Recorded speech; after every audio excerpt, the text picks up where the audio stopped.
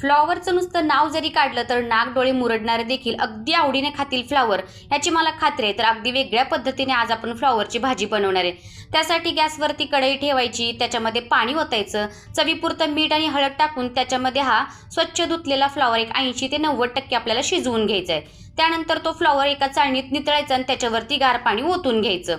त्यानंतर गॅसवरती कढई ठेवायची, तेल गरम झाले की त्याच्यामध्ये जिरं, मोहरी, लसूण आणि कढीपत्ता फोडणीला घालून घ्यायचा.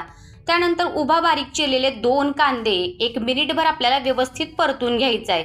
त्यानंतर एक बारीक चिरलेला टोमॅटोही त्याच्यामध्ये 1 मिनिटभर परतून घ्यायचा आणि त्याच्यामध्ये हळद आणि थोडंसं हिंग देखील घालून घ्यायचा.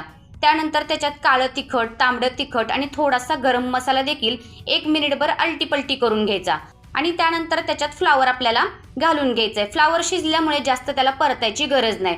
फ्लॉवरच्या भाजीची चव आणखीन वाढण्यासाठी त्याच्यामध्ये 1 पॅकेट मॅगी मसाला घालून घ्यायचा आणि बारीक चिरलेली कोथिंबीर देखील त्याच्यात घालून 1 मिनिटभर ही भाजी आलटीपलटी करून घ्यायची. तर अशी ही भन्नाट चवीची फ्लॉवरची भाजी आपली बनवून तयार झालेली आहे. जेव्हा ही भाजी मी मुलीच्या डब्याला दिली त्यावेळेस तिनेच काय पण तिच्या मैत्रिणींनी सुद्धा खूप आवडीने ही भाजी खाल्ली.